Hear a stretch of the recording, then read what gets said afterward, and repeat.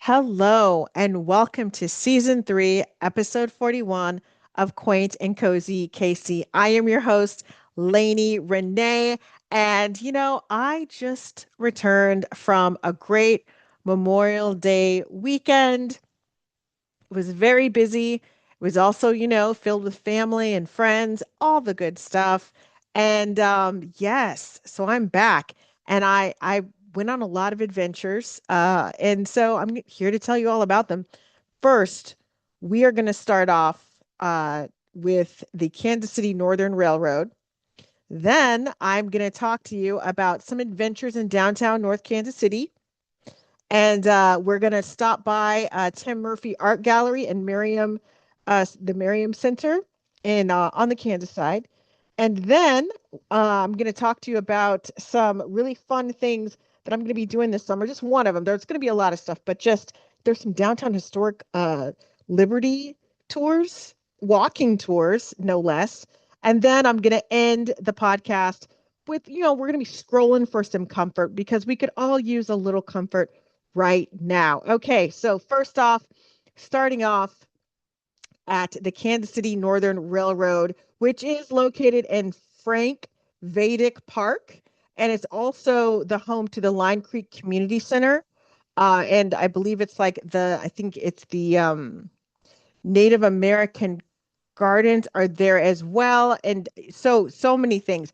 So I went and, met up with my special person. And so we went and we met up to, kind of experience this. I was like, hey, do you want to do this? And I was thinking, I'm not sure if he's going to want to do it or not, but that's okay. I can always ask. And if he says no, I'll just kind of go. He was on board. He was totally, literally on board with joining me on this adventure. And so just to be really clear, yes, it is a railroad that is in a park, but it is a miniature railroad. You know those old zoo trains? I don't know if you took them when you were growing up and they kind of took you through the park. And it was kind of like a fun little ride. And but again, they're meant for like kids. They're not like kids and shorter people. I think if you're over 5'8", you're really going to feel really crunched in those seats, just FYI. But it was fun. And I guess they've expanded the track. I didn't know, how big the track was before, but it was a cute little ride. And you got to kind of go through and the park, like kind of the sanctioned park. Now they also have like a railroad kind of, there's like a gift store. There's like model trains that I think they have like a little gift store portion. And we did not go inside there. We didn't have enough time to go inside there. But next time I will kind of stop by and check it out. Next time I go down there. There was also that day they were having, I think the police and the firefighters were having some kind of I think there was some kind of I don't want to call it a festival per se, but they were out there with all their cool kind of like trucks and cars and all that stuff. So it was kind of fun. It was kind of like, watching the little kids be all excited about that. That was kind of fun. Um, now, the just FYI, the community center also does have like I believe an ice skating rink as well, and there's plenty of parking. So what happens is you're gonna like what I did. I parked in the parking lot of the community center, and you had to kind of cross the road and be careful because sometimes the road's a little busy. Just FYI, and then there's like there's tracks and all that stuff. So as soon as you get there, you'll kind of see what it is. Very, very, like lots of families there. It was a really good time. I actually, before, I even got on the train, I actually, because I got there a little on the early side, just so I could take some pictures and kind of do some video and all that other stuff.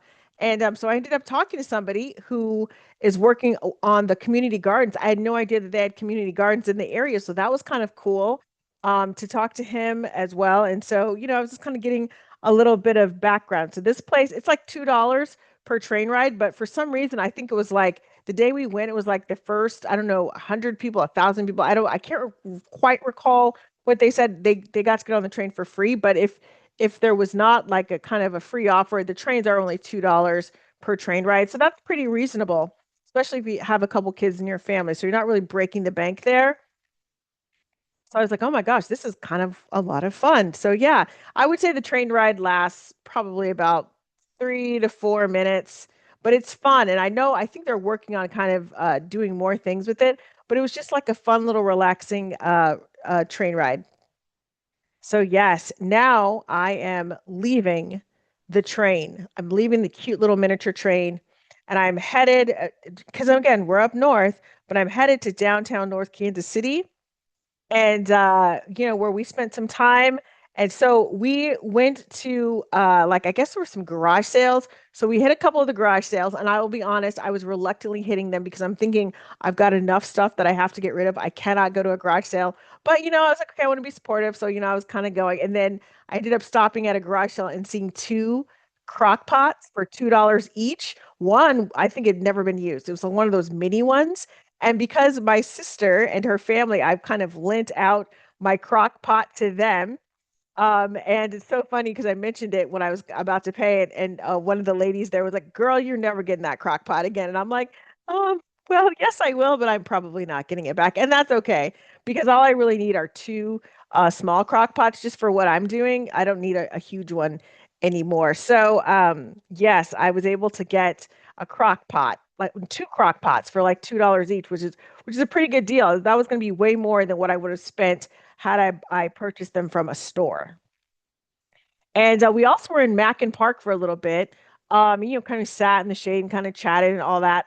But I love Macken Park. I know I've talked about Macken Park before, and when I went, the last time I went, I believe it was, I think November or December. I mean, it was cold outside when I went last time, but it was, I had a brisk walk around Macken Park, and it was cold. I took a lot of videos. I took some pictures. So yes. I will definitely probably want to take another walk around there, now that the weather's warm, but not too late in the day because I don't want to be like, sweating all over the place. Now, I'm leaving North Kansas City and I'm headed to Merriam, Kansas for Tim Murphy Art Gallery. I talk about this place at least once a month, once every other month.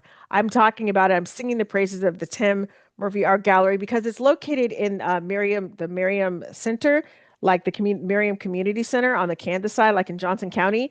And that is also home to the public library there.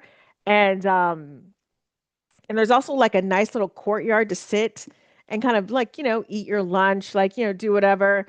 It's just kind of like a nice, cute little area to kind of hang out in. And so, yes, because, I have my orchids, I have to go. I am part of the Orchid Society of Greater Kansas City. So we meet there once a month on Sundays.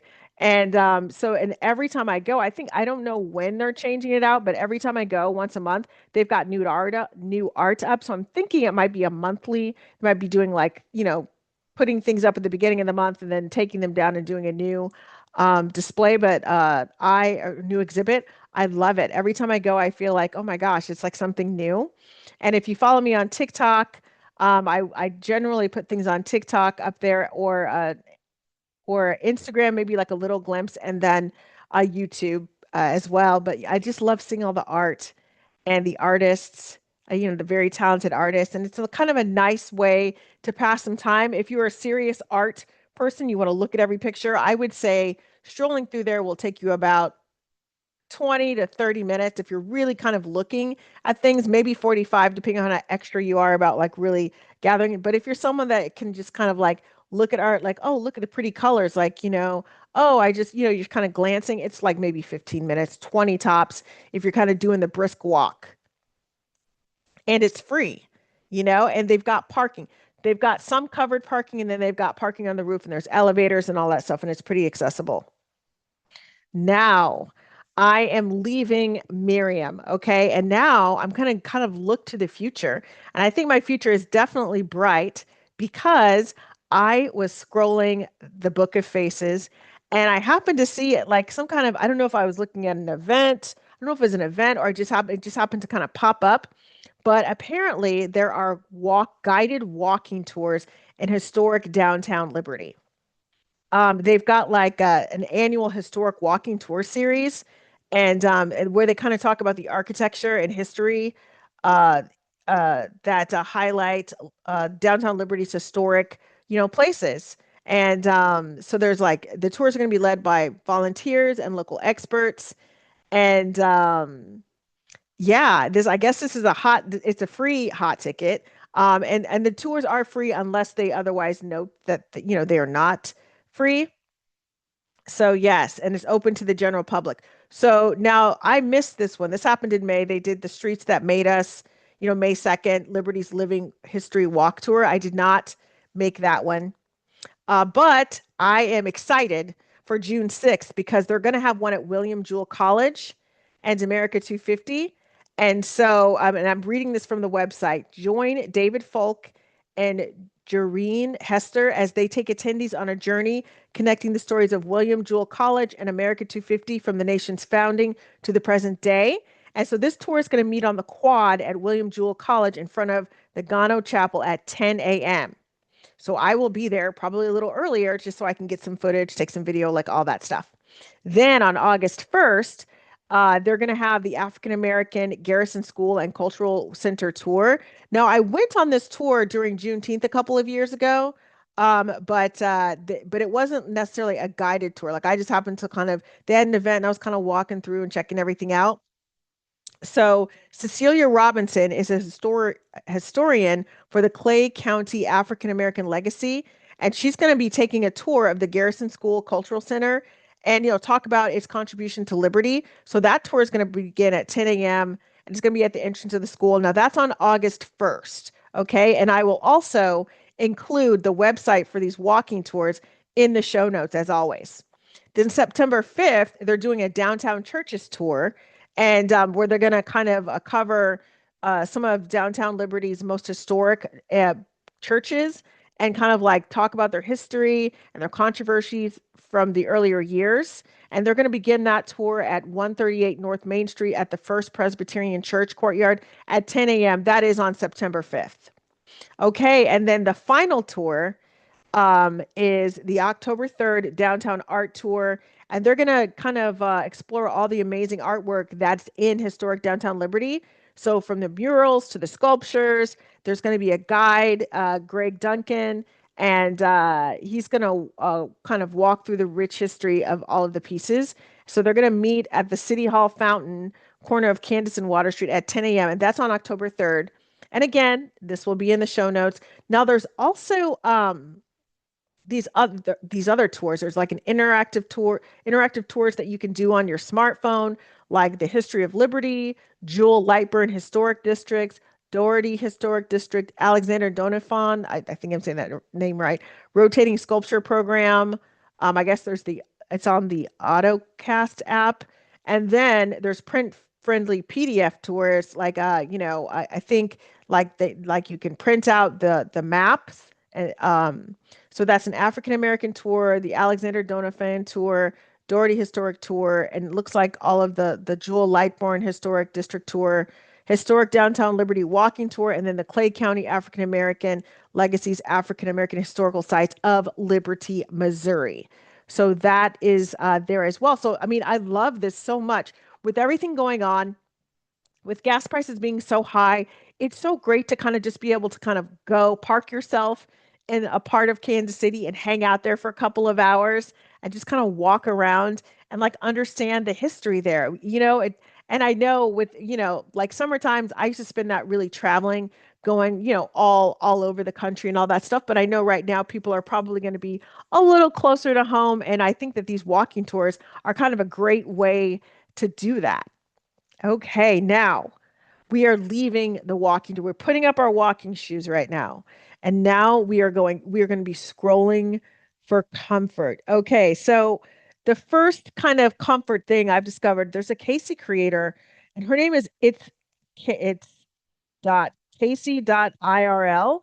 And she is well, I found her on Instagram and I found her on TikTok. And she kind of talks about different things going on in Kansas City. And I think she's also based in the UK as well. So I think she might contrast some things sometimes.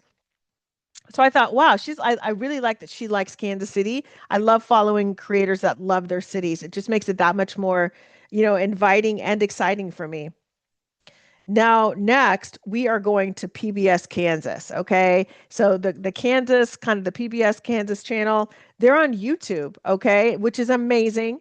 And they've got a couple shows out. So The first one I noticed was Kansas Ghost Towns Part One, and they have a part two, and it's actually a documentary. It's not like, oh, 15 minutes. Like it's actually like an hour, maybe 17 minutes. Then they've got part two on there as well.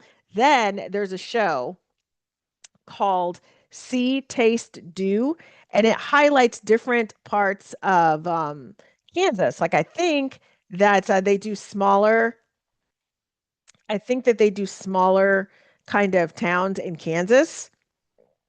So that is interesting as well. And then they also have like empowering seniors. That's on there. And then they do like a week in review, Kansas Week.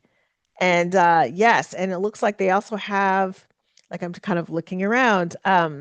Positively Kansas is on there. Historic buildings of Kansas on there as well. And again, I I really appreciate this because I always believe in wherever I'm living, I want to know what the history of the place is just because I kind of want to know. I'm always curious. And I think that it's always kind of good to know the history of, the places, where we live and work and all of that.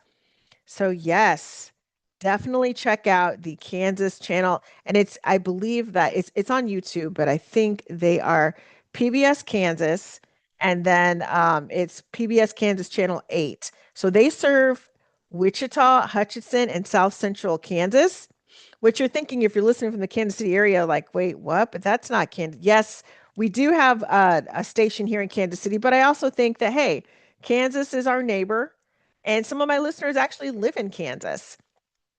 And so I thought, hey, why not, also highlight Kansas as well? And this is on YouTube. And I know that you can probably do the Kansas passport and all that, but this YouTube channel is pretty free. It's free. They don't have everything on there, but they have, enough videos on there to kind of give you a taste of what, you can expect when you subscribe to their Kansas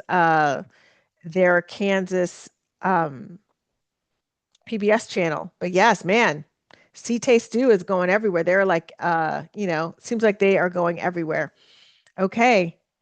And on that note, I will let you guys go and go and enjoy all the quaint and cozy case things that KC and beyond, have to offer. And and just before I go into like my whole tagline thing, I am still working on getting together like quadrants of things to do during the World Cup because I know some people are not in the heart of the heart of it, where if you're like kind of in the heart, like in that Independence, Lee Summit, Overland Park, I think is going to have, they're hosting people, the Swope Park, like Lawrence, like there's going to be a lot of activity swirling around. So you might not have a chance to really kind of like flee because it's going to be here like, all month long. So I would say like I'm working on like things for quadrants of the city. So people in the Northland, people like on the Johnson County side, people, in Midtown, things that you can do that you might not even know exist because you're just living your life and like, oh, and then all of a sudden there's like a cute little corner store that you can check out, a cute little bookstore, maybe like a little museum. It's all these things are all around us, but we don't always notice because maybe we're looking at the flashier things or we're just really busy and we're kind of pursuing, other things. Okay, if you want more information about me, you can go to quaintandcozykc.com. You can check me out on Facebook, Instagram, TikTok, and YouTube. And, Quaint and Cozy KC, you guys take care, be safe, and I will talk to you soon.